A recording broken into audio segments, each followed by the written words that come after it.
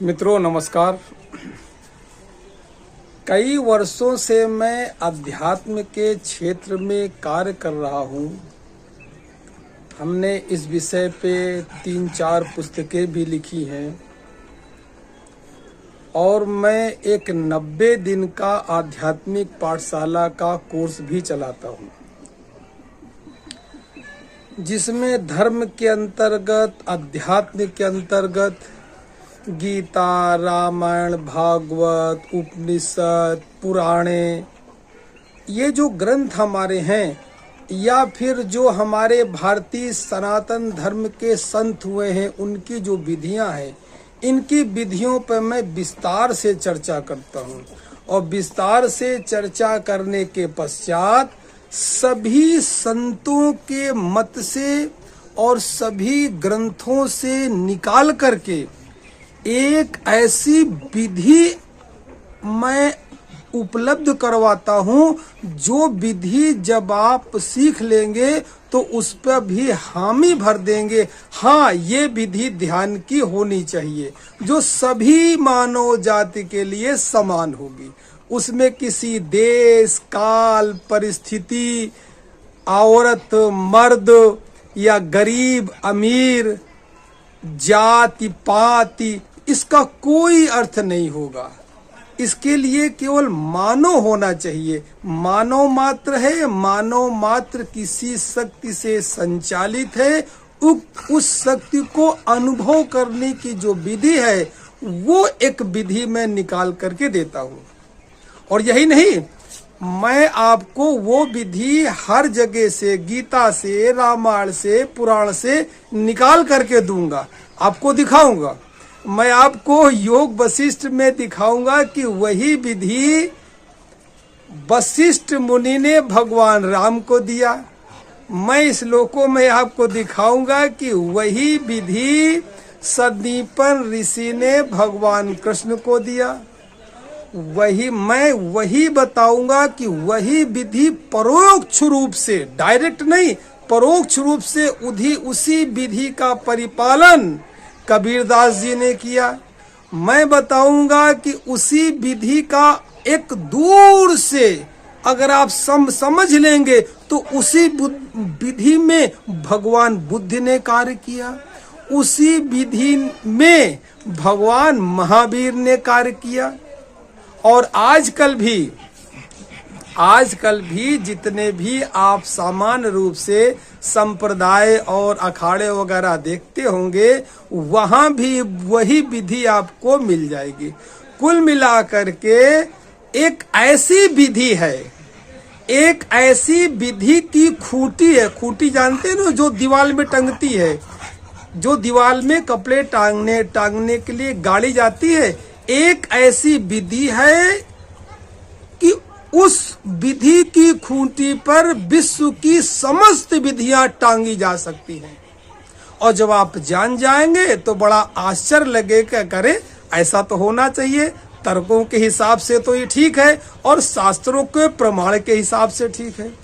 अब तर्कों के, आपके बुद्धि के तर्कों के हिसाब से भी ठीक हो गया और शास्त्रों के प्रमाण के हिसाब से भी ठीक हो गया। अब रहा कि आपके अनुभव के अनुसार क्या वो विधि का क्या कहती है, यानी आपका स्वयं का अनुभव उस विधि में क्या कहता है। इस विधि का भी मेरे पास हल है। जो मैं पहले 90 दिन का कोर्स चलाता हूँ, उसमें पहले मैं आपको समझाता हूँ। समझाने के बाद इधर मैं 90 दिन का कोर्स समझाता रहता हूँ और उधर प्रारंभ के दिन से ही उस विधि को करवाना भी शुरू कर देता हूँ। तो जैसे जैसे समय बीतता है, 90 दिन यानी 3 महीने व्यतीत होने को आते हैं, आपको अनुभव में भी विधि वो खरी उतर आती है। अनुभव से भी विधि वो खरी उतर आती है। इस प्रकार का मोटिवेशन का मैं कार्य कई वर्षों से कर रहा हूँ। अब इसको करने में हमने देखा कि ज्यादातर लोग जो हैं, मेरे साथ ज्यादातर जुड़ने वाले लोग जो हैं 50+ के ऊपर हैं। 50+ के ऊपर हैं, जबकि ये आवश्यकता है जवान लड़कों की, यानी 30 के ऊपर। वैसे तो इसकी कोई उम्र होती नहीं है, मगर फिर भी 30-40 साल में ये विधि पकड़ में आ जानी चाहिए। और अगर 30-40 साल की उम्र का कोई व्यक्ति ध्यान करता भी है तो कुछ दिन तो वो ध्यान करता है, और ध्यान करने के बाद ऐसा कहता है कि अपनी वो परेशानियां गिनाना शुरू कर देता है। हमारी बिजनेस से संबंधित परेशानी है, हमारी शादी से संबंधित परेशानी है, नौकरी से संबंधित परेशानी है, शारीरिक बीमारी है, मकान की समस्या है, कर्ज की समस्या है, लड़ाई झगड़े मुकदमे की समस्या है। यानी एक तरफ तो वो ध्यान करता है, जो 60+ है, 55+ है, वो तो उनका तो जीवन लगभग सब अपना जिनको करना है, जो कुछ कर चुके हैं, उनका तो पेट भर चुका है। कहा गया ना कि भूखे भजन न होए गोपाला, उनका तो पेट भर चुका है, वो तो अनुभव में डूब जाते हैं। मगर जो उनकी कम रेंज के हैं, जिनकी अभी गृहस्थी चल रही है, वो दुविधा में रहते हैं। इधर तो ध्यान भी करते हैं, फिर लगातार फोन करते हैं कि गुरुजी इतने समय से ध्यान कर रहे हैं, मेरा ये वाला काम नहीं बना, लड़की की शादी नहीं हुई, लड़के की शिक्षा पूरी नहीं हुई, काम नहीं चल रहा, धंधा 3 साल से बंद है। उस विषय में मैं आपको अवगत कराना चाहता हूं कि ध्यान का विषय बहुत गंभीर है। एक बहुत सुंदर कहावत कही गई है कि भूखे भजन न होए गोपाला, जिसका पेट भरा है और अब अगर वो परमात्मा की माला लेकर के बैठता है तब तो वो भजन कर सकता है। भूखे रह करके भजन नहीं किया जा सकता, या जो भजन किया जाएगा उतनी त्वरा से नहीं होगा, बस कुनकुना सा होगा। बस उस भजन में तपश्चर्या नहीं होगी, एक त्वरा नहीं होगी। त्वरा कब होगी? जब पेट भरा होगा।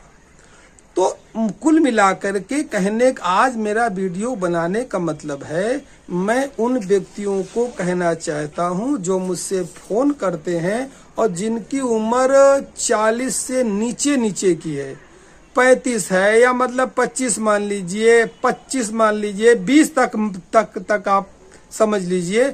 जब वो कहते हैं तो ये बात मुझको स्पष्ट कहनी होती है कि ऐसे तो शास्त्रों में, मेरे पास एक पुस्तक पड़ी है,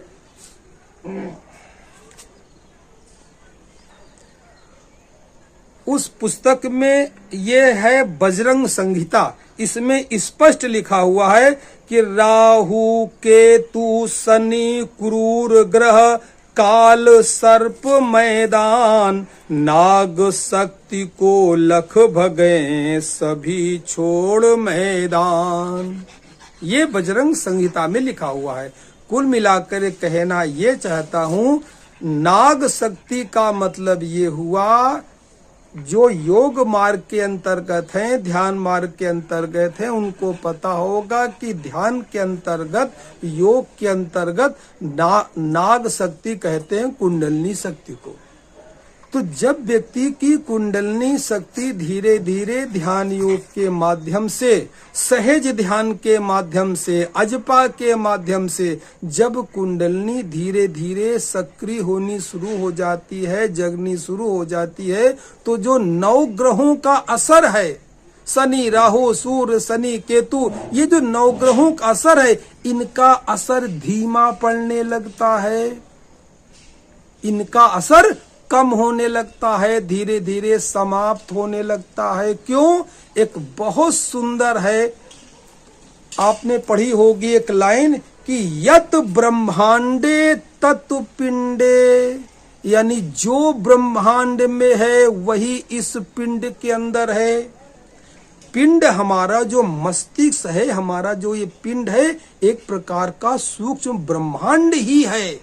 अब जाकर के विज्ञान इस पे काफी काम कर रहा है, और हमारे ऋषियों ने तो बहुत पहले कह दिया था कि यत ब्रह्मांडे तत् पिंडे, यानी जो कुछ ब्रह्मांड में है जैसा ब्रह्मांड में है उसी प्रकार इस पिंड के अंदर है।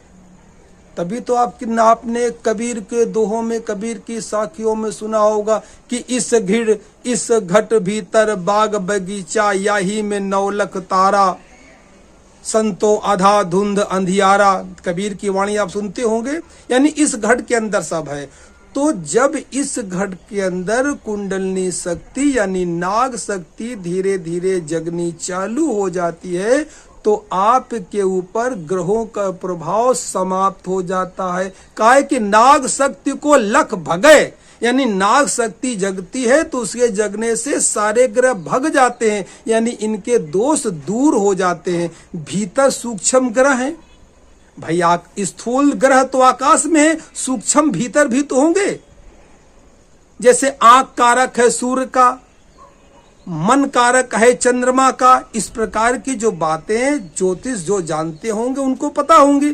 तो वही चीज तो भीतर है जो बाहर है। तो जब भीतर कुंडलनी शक्ति ध्यान के माध्यम से जगती है तो ग्रहों के प्रभाव धीरे धीरे सने सने दूर होने लगते हैं। यही नहीं, वास्तु शास्त्र के प्रभाव, वास्तु शास्त्र के प्रभाव भी धीरे धीरे दूर होने लगते हैं। वास्तु शास्त्र के प्रभाव में भी आपने देखा होगा, जब वास्तु पूजन होता है तो वास्तु पूजन में शेष नाग की पूजा की जाती है।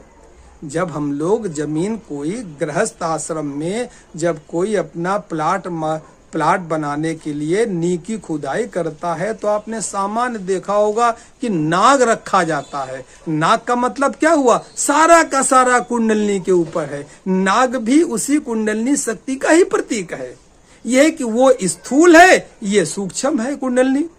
तो जब ये जग जाती है तो आपके ग्रहों के सारे दोष और वास्तु शांति, घर की जितनी भी शांति है, सब अपने आप आने लगती है। अब समस्या ये है कि आपने 1 महीने किया, 2 महीने किया, या मान लिया चलिए आपने 3 महीने ही कर लिया। 3 महीने बाद और 1 ही महीने से आपने रोना शुरू कर दिया कि हम इतने दिन से जाप कर रहे हैं और गुरुजी मेरी नौकरी लग नहीं रही, क्या करें। अब इसका क्या हल है? अभी तो आपने साधना शुरू किया है, तपस्या शुरू किया है। अरे जो योगी लोग बैठ करके कंदराओं में जन्मों जन्मों करते हैं, वर्षों वर्षों करते हैं, अभी तो 2-3 महीने हुए हैं और आप रोने लगे अभी से। ठीक है, मैं नहीं कहता हूं, देखिए जिसको कष्ट होगा वो रोएगा, अपनी परेशानी बताएगा। तो परेशानी बताएगा तो इसका हल भी है। इसका हल ये है कि जब तक आपको कुंडलनी का अनुभव नहीं हो रहा है पूर्ण रूप से, 3 महीने में तो आपको ऊर्जा का, कुंडलनी का, आनंद का, निर्विचारिता का, एक तरंग का अनुभव होना शुरू हो जाएगा। अगर आप बिल्कुल त्वरा के साथ करते हैं, मेरे साथ करते, मैं करवाता भी तो हूं बैठ के, 3 महीने अपने सामने हो जाएगा। फिर भी अगर 1-2 महीने में आपका पेट भरा नहीं है, पेट खाली है, भूखे भजन न होए गोपाला, जब तक नौकरी नहीं है, शादी नहीं है, बच्चों की परेशानी है, काम धंधे की परेशानी है, बिजनेस की परेशानी है, तब तक मन नहीं लगेगा। तो उसका भी एक रास्ता है। भारतीय सनातन पद्धति में उस रास्ते का नाम है एस्ट्रोलॉजी और ज्योतिष। ये अपने में पूर्ण विज्ञान है। कोई कितना भी कह ले, बहस करने वाले कितनी भी बहस कर लें कि सूर्य आकाश में है, शनि इतनी दूर है, आदमी के ऊपर कैसे चढ़ जाएगा, और राहु केतु तो ग्रह है ही नहीं, तो ये कैसे आदमी के ऊपर चढ़ जाएंगे। तो राहु केतु ग्रह नहीं है, ये एक प्रकार के स्पेस में प्रतीकात्मक सेंटर हैं।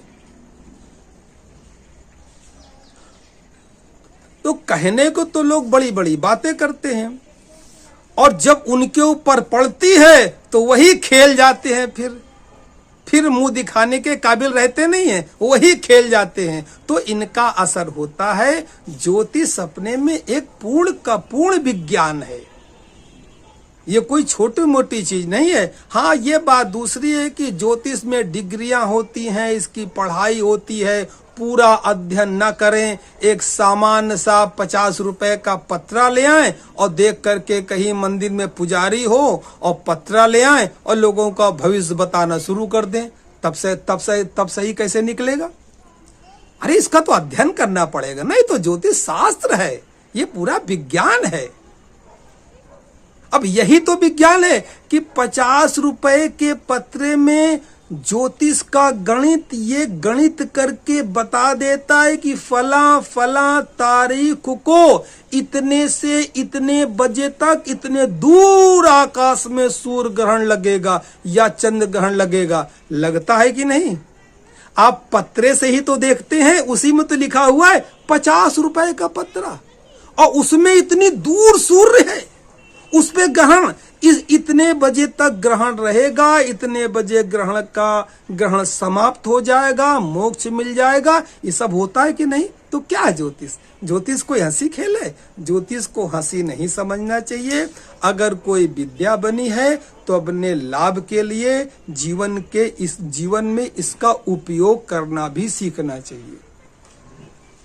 तो इस प्रकार के जो साधक हैं, जो मुझसे जुड़े हुए हैं, उनको मैं बता दूं कि अगर जीवन में ऐसी कोई समस्या आती है तो वो अपनी ओरिजिनल डेट ऑफ बर्थ और टाइम, अपना नाम और बर्थ प्लेस इतना भेज दें, अपनी समस्या भेज दें और समस्या भेज करके हमसे वीडियो कॉल पे बात कर लें। आपसी बातचीत के दौरान ये तय हो जाएगा कि उनके प्रश्न का हल क्या है। फिर जो ज्योतिष में उपाय बताए गए हैं उन उपायों को वो कर लेंगे तो धीरे धीरे उनका समय ठीक होना शुरू हो जाएगा। यानी गृहस्थ धीरे धीरे सुधरना शुरू हो जाएगा। उधर वो ध्यान कर ही रहे हैं, यानी ध्यान की यात्रा चली रही है, और जो बीच में थोड़ी परेशानी आ जाती है तो इससे उसका हल निकाल लें। अब कुछ लोग कहते हैं कि जब भाग्य में ऐसा होना ही है तो फिर जप तप दान यज्ञ से ठीक कैसे हो जाएगा? उनके लिए मैं ये कहना मैंने बहुत जिंदगी देखी है, मेरा बहुत इस क्षेत्र का अनुभव रहा है, पूरा जीवन इसी में गुजर गया, इन्हीं बातों में। मैं आपसे बता दूं कि ज्योतिष के आचार्य महर्षि पाराशर ने ही ग्रहों की दशाओं के फल बताए हैं कि अब ये ग्रह चलेगा तो ऐसा होगा, अब ये ग्रह चलेगा तो ऐसा होगा। और उन्हीं महर्षि पाराशर ने आधी किताब में आगे उन ग्रहों से बचने के उपाय भी लिखे हैं।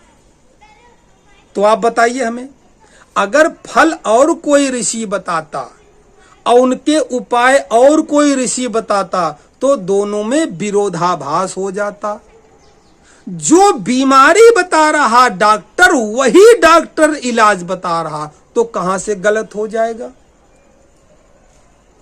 खैर चलिए, ये तो मानने न मानने वाली बात है, इस पे कभी आपको चर्चा करनी हो, आपके विषय में कोई प्रश्न हो तो आप प्रश्न करते हैं। आज का मेरा मूल केवल वीडियो बनाने का उद्देश्य यही था कि जीवन में अगर इस प्रकार की समस्याएं आती हैं जो कि आवश्यक भी हैं, अब कन्या है, शादी नहीं हो रही है, लेट हो रही है, मंगली है, काल सर्प योग है, 7.5 चल रही, ग्रहों की दशा चल रही है, बच्चा इंटरव्यू देने जा रहा, सब कुछ कर रहा है, फिर भी उसका नाम आ नहीं रहा है, या वो पूरी मेहनत से काम कोई अपने रोजगार धंधे के लिए कोई काम कर रहा, उसका काम हल नहीं हो रहा, या पर्टिकुलर ज्योतिष ये भी सहारा आपको बताएगा कि कौन से काम करें तो ग्रह आपका सहयोग करेंगे और कौन से काम करें तो आपका काम फेल हो जाएगा। ये भी सहारा उसमें मिलता है। यानी समस्त समाधान ज्योतिष के अंदर है। ज्योतिष अपने में पूरा विज्ञान है। अभी जानकारी वाली बात है कि कौन कितना जानता है, ये बात अलग है। मिसाल के तौर पे एक छोटी सी बात मैं आपको बता दूं, जैसे एक शनि ग्रह होता है, तो शनि ग्रह चूंकि सब इससे परिचित हैं, अगर शनि ग्रह उच्च का होता है तो लोग शनिवार को तेल चढ़ाते हैं ना, तो वो तेल का काम, लोहे का काम, काली चीजों का काम करता है तो उसका काम अच्छा चलेगा। अगर शनि उच्च का है और अगर शनि नीच का है और लोहे का काम करेगा, तेल का काम करेगा, काली चीजों का काम करेगा, तो वो काम फेल हो जाएगा। इस प्रकार की बातें भी हैं। तो अगर इस प्रकार की चर्चा जो हमने किया है, उसका उद्देश्य यही है कि अगर आपको इस प्रकार की कोई परेशानी आती है तो आप अपनी डेट ऑफ बर्थ टाइम भेज करके मुझसे 3 बजे से 5 बजे के बीच में वीडियो कॉल पर संपर्क कर सकते हैं, बशर्ते date of birth time original होना चाहिए। इसके साथ जो नए मित्र हैं, जो मुझसे अभी तक नहीं जुड़े हैं, अगर वो मेरे इस वीडियो को देख रहे हैं तो मैं उनको बता दूं कि मैं 90 दिन के ध्यान योग मोटिवेशन की पाठशाला चलाता हूं। उस पाठशाला में प्रातः पहले दिन से ही मैं प्रैक्टिकल भी कराना चालू करता हूं।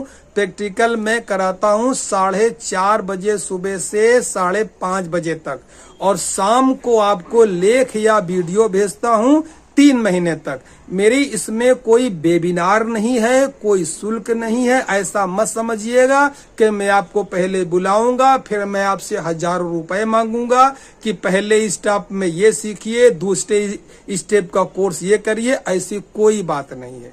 मैं यहाँ देहरादून के जंगल में रहता हूँ। आप इधर देख रहे होंगे सारा का सारा ये टोटल जंगल है।